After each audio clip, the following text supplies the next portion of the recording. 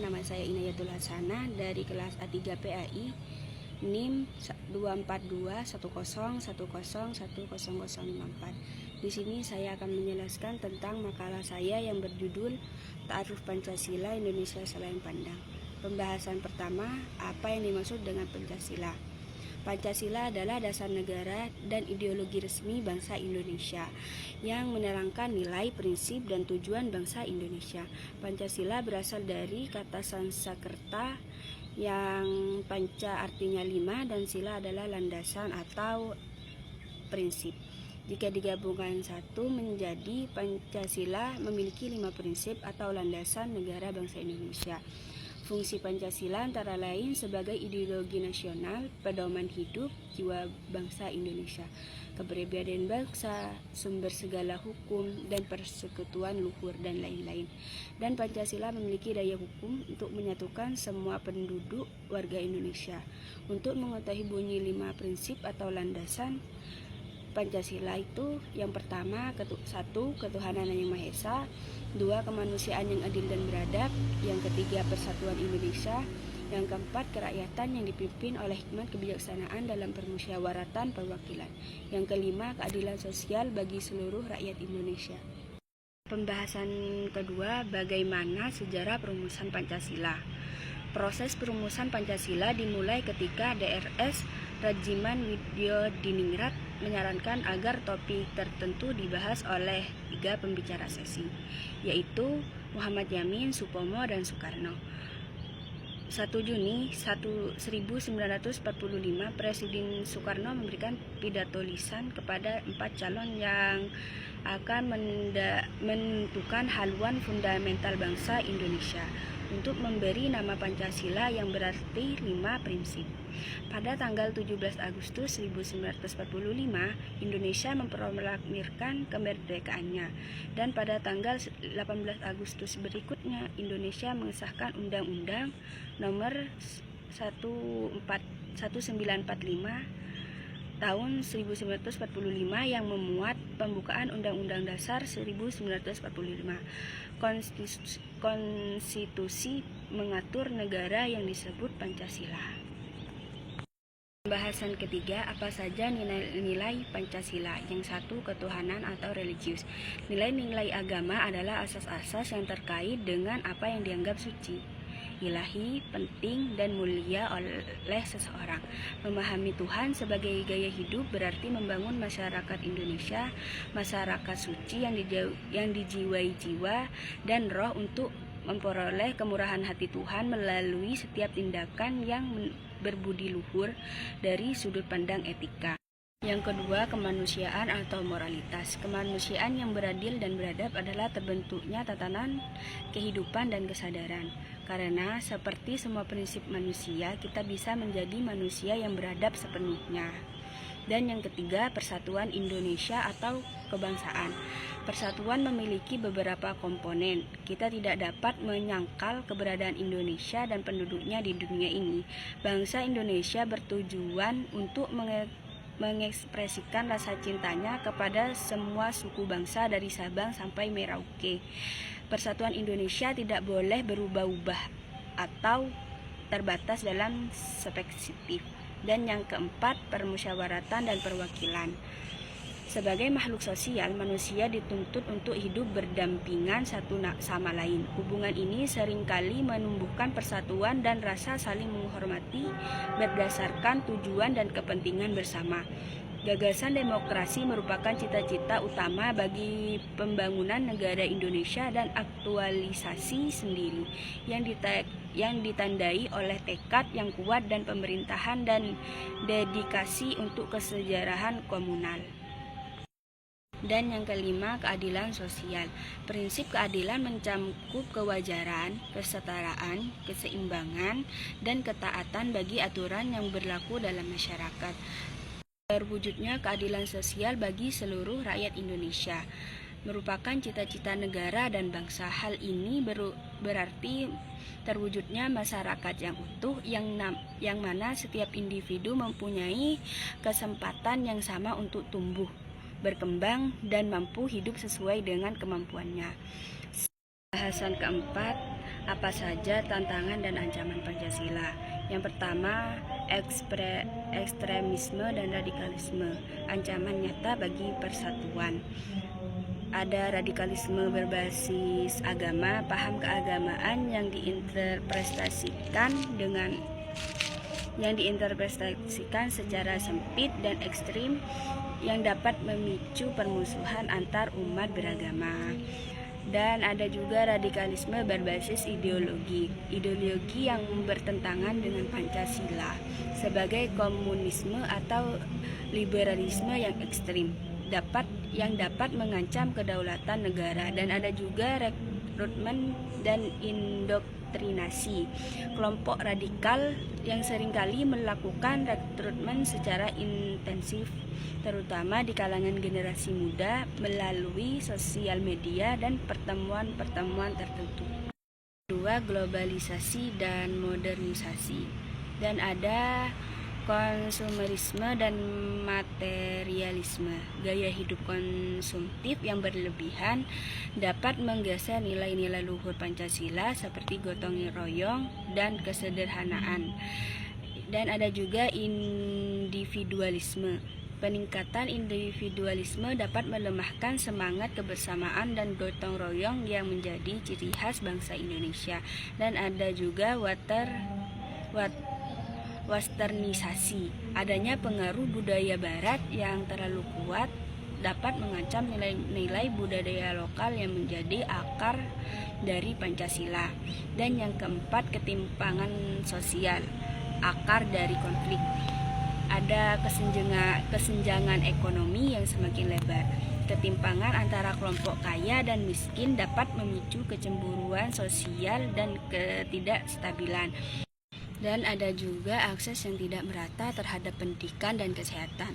Kualitas hidup yang berbeda antara satu kelompok dengan kelompok lainnya yang dapat memicu konflik sosial. Dan ada juga diskriminasi. Diskriminasi berdasarkan suku, agama, ras, dan antar golongan yang dapat merusak persatuan dan kesatuan bangsa. Dan yang keempat, korupsi, penyakit kronis yang menggerogoti bangsa. Ada korupsi di sektor publik. Korupsi dapat menyelenggarakan pemerintahan yang dapat menghambat pembangunan dan mengurangi kepercayaan masyarakat terhadap pemerintahan. Dan ada juga korupsi di sektor swasta. Korupsi di sektor swasta dapat merugikan negara dan masyarakat serta menghambat pertumbuhan ekonomi. Dan ada juga kolusi dan nepotisme. Kolusi antara pejabat, pemerintah, dan pengusaha serta nepotisme dapat menghambat persaingan sehat dan merugikan banyak masyarakat. Dan yang kelima, ujaran kebencian. Ada hoaks dan berita bohong, penyebaran informasi yang tidak benar dan dapat memicu perpecahan dan konflik sosial. Dan ada juga hate speech di media sosial, ujaran kebencian yang melalui media sosial dapat merusak citra individu, kelompok, atau bahkan bangsa. Dan ada juga polarisasi politik. Polarisasi politik yang ekstrim dapat memicu permusuhan dan kekerasan. Dan yang keenam, upaya memperkuat Pancasila. Ada pendidikan karakter. Pendidikan karakter yang berbasis nilai-nilai Pancasila yang harus dimulai sejak dini, dilakukan secara berkelanjutan hingga dewasa. Dan ada juga penguatan lembaga keluarga. Keluarga sebagai unit terkecil dalam masyarakat memiliki peran penting dalam menanamkan nilai-nilai Pancasila pada anak. Dan ada juga peningkatan partisipasi masyarakat. Masyarakat harus dilibatkan secara aktif dalam proses pembangunan dan pengawasan pemerintah. Dan ada juga penegak hukum yang tegas dan berkeadilan. Hukum harus ditegakkan secara tegas dan berkonsisten terhadap setiap pelanggaran hukum tanpa pandang bulu, pandang pangkat. Dan ada juga penguatan peran di media massa. Media massa memiliki peran penting dalam membentuk opini publik yang menyebarkan nilai-nilai positif. Bahasan kelima, bagaimana perkembangan Pancasila dari masa ke masa. Masa kemerdekaan 1945-1950. Pancasila ditetapkan sebagai dasar negara Indonesia pada masa kemerdekaan yang ditetapkan oleh BPUPKI pada tanggal 1 Juni 1945 dan secara resmi diundangkan pada tanggal 18 Agustus 1945. Pancasila muncul sebagai prinsip panduan abadi negara dan filsafat hidup bagi negara yang berdaulat setelah pembebasan dari penjajah. Pancasila secara resmi diakui sebagai negara pada tanggal 18 Agustus 1945, satu hari setelah proklamasi kemerdekaan. Prinsip-prinsip Pancasila mulai diterapkan dalam beberapa aspek kehidupan, termasuk pemerintahan, pendidikan, dan domain sosial budaya.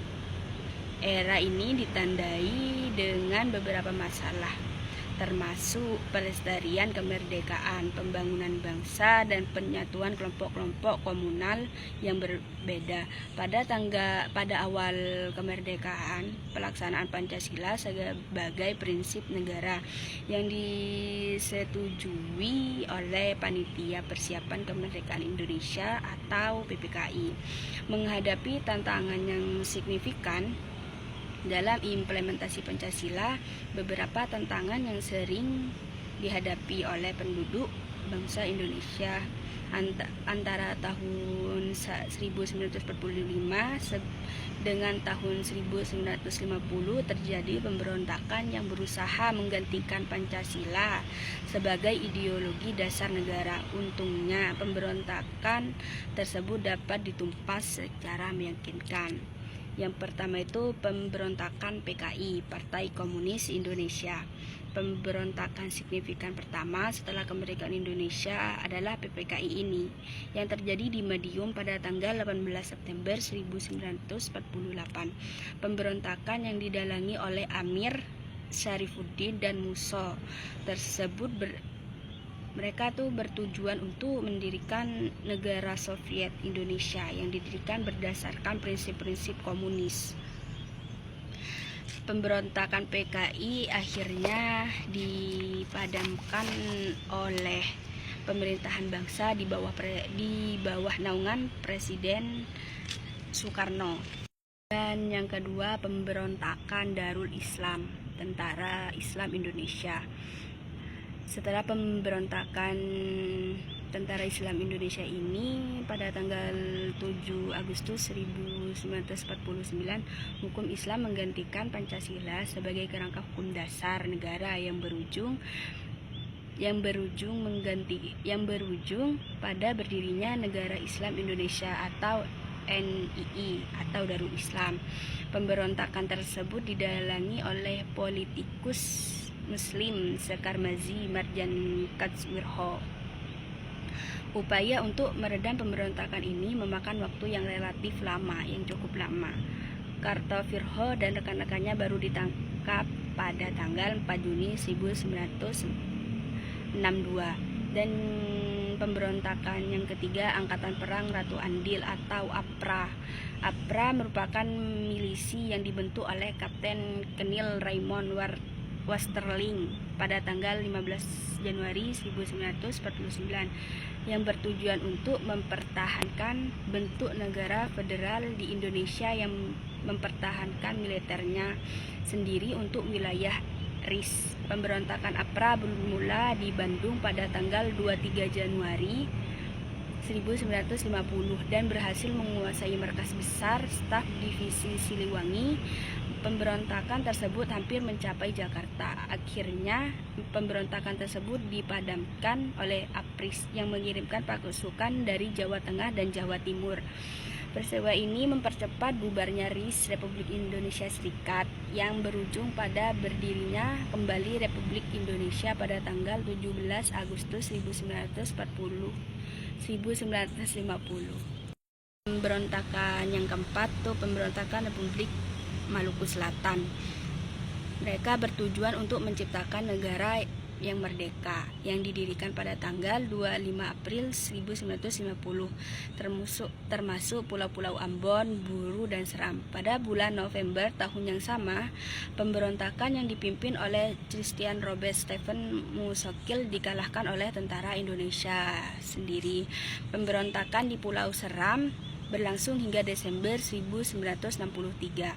Setelah kekalahan di Ambon, pemerintahan Republik Maluku Selatan mengasingkan diri ke Seram dan membentuk pemerintahan di persinggahan di Belanda pada tahun 1966. Dan pemberontakan yang kelima, pemberontakan Pemerintahan Revolusioner Republik Indonesia atau PRRI atau juga Perjuangan Rakyat Semesta. Kerusuhan yang didatangi oleh Syarifuddin Prawinegara dan Wensu Sumuel pada tahun 1957 hingga 1958 di Sumatera dan Sulawesi. Tujuan pemberontakan PRRI ini adalah untuk memperbaiki pemerintahan pusat di bawah Presiden Soekarno karena ia tidak mau menerima nasihat dalam pemerintahan. Pemerintahan dianggap telah melanggar hukum dan keberadaan otoritas terpusat menyebabkan terabaikannya pembangunan daerah dan munculnya kesenjangan sosial. Dan pada masa Orde Lama, Indonesia menganut pemerintahan demokrasi liberal yang bercirikan individualisme. Terdapat kesenjangan penerapan Pancasila khususnya di bidang politik. Kondisi politik yang tidak stabil menghambat berkelanjutan penerapan Pancasila. Tahun 1959 hingga 1966 diwarnai oleh kerangka demokrasi yang dianut oleh Soekarno. Periode demokrasi 30 September pada tahun 1965, Soekarno mengubah kerangka politik Indonesia menjadi demokrasi terpimpin melalui pemerintah presiden yang dikeluarkan pada tanggal 5 Juli 1959. Kerangka politik dan pemerintahan negara bergantung pada Soekarno sebagai presiden. Pada tahun 1959, Soekarno membubarkan Majelis Konstitusi melalui perintah Presiden. Majelis Konstituante merupakan badan perwakilan yang bertugas merumuskan konstitusi negara yang baru, yaitu Undang-Undang Dasar 1945 yang masih mengandung unsur-unsur peraturan kolonial. Dekret Presiden 1958 memberlakukan kembali Undang-Undang Dasar 1945 dan membentuk Majelis Permusyawaratan Rakyat Sementara atau MPRS dan Dewan Pertimbangan Agung atau DPAS.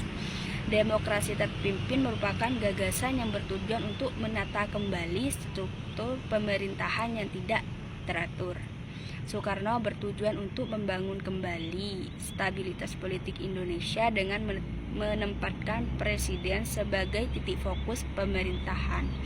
Namun hasilnya menempatkan presiden demokrasi terpimpin bertentangan dengan ketentuan Undang-Undang Dasar 1945. Pemberlakuan demokrasi terpimpin bertentangan dengan Undang-Undang Dasar 1945 dan cenderung ke arah sentralisasi pemerintahan. Penekanannya hanya pada presiden yang kewenangannya diperkuat secara signifikan, terutama setelah pengunduran diri Mohatta sebagai wakil presiden pada tahun 1956. Kedudukan Pancasila di bawah Orde Lama terancam oleh peristiwa Gerakan 30 September pada tahun 1965. Pada pelanggarannya termasuk anggota PKI dan kekuatan militer lainnya. Bencana Gerakan 30 September ini pada tahun 1965 menandai dimulainya kemunduran pemerintahan Orde Lama, yaitu yang dinaungi oleh Soekarno, yang kemudian diganti pada Orde Baru pada tahun yang sama. Pada masa kepemerintahan Soeharto, pelaksanaan Pancasila dibawa oleh Orde Baru tidak berhasil. Penguasa sering terlibat dalam serangan politik sepanjang masa pemerintahan Soeharto. Pancasila sebagai prinsip dasar negara mengalami banyak fluktuasi, terutama dalam hal penafsiran dan penerapannya. Pancasila pada Orde Baru. Orde Baru mengutamakan penerapan Pancasila secara terus-menerus dan murni. Di era ini ditandai dengan stabilitas politik dan ekonomi yang menonjol. Kritik terhadap penerapan Pancasila selama ini berpusat pada pemusatan wewenang dan penindasan kebebasan berekspresi. Semenjak Orde Baru, pemerintahan secara konsisten menekankan pelaksanaan Pancasila sebagai filsafat nasional.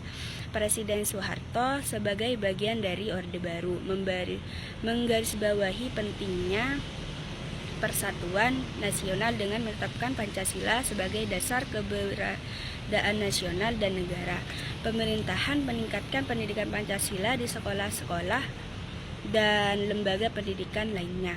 Pelaksanaan Pancasila sepanjang Orde Baru juga terlibat dalam beberapa langkah pemerintah. Salah satu perkembangan yang paling menonjol adalah mengakui fungsi ganda ABRI atau Tentara Republik Indonesia. ABRI terdiri dari TNI, Tentara Nasional Indonesia, dan Polri, Kepolisian Negara Indonesia, yang dipercayakan tidak hanya untuk memastikan keamanan dan pertahanan nasional, tetapi juga mengawasi dan mengatur urusan politik dan sosial.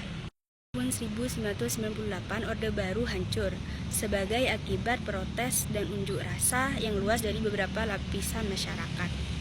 Pelaksanaan akibat Pancasila mengabaikan pendapat yang berbeda dari masyarakat tanpa memaksa, yang merupakan faktor utama dalam jatuhnya kediktatoran Soeharto.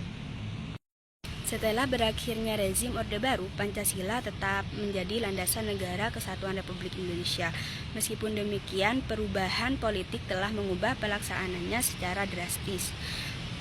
Pancasila tidak digunakan sebagai instrumen untuk mempertahankan kekuasaan, tetapi sebagai landasan untuk membina demokrasi yang lebih inklusif yang memperjuangkan hak asasi.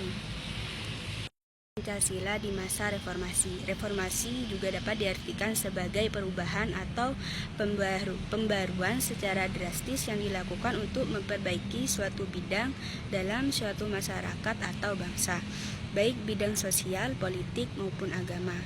Untuk memahami peran Pancasila di era reformasi, khususnya dalam konteks Pancasila sebagai ideologi nasional dan dasar negara, maka setiap warga negara harus memahami peran utama Pancasila dalam kehidupan bermasyarakat. Untuk melaksanakan reformasi harus dipenuhi syarat-syarat sebagai berikut. Yang pertama, terjadinya berbagai penyimpangan, misalnya banyak terjadi pelanggaran hak warga negara, dan yang kedua berdasarkan dengan kerangka struktural tertentu. Yang ketiga, gerakan reformasi adalah kembali pada landasan institusi dan prinsip demokrasi. Yang keempat, reformasi telah dilaksanakan untuk memperbaiki situasi, dan situasi tampaknya membaik. Kelima, reformasi yang dilaksanakan atas dasar moral dan etika yang berpedoman pada asas ketuhanan yang Maha Esa, yang menjamin persatuan dan kesatuan bangsa. Cukup itu saja yang dapat saya jelaskan. Apabila ada salah kata, saya meminta maaf. Wassalamualaikum warahmatullahi wabarakatuh.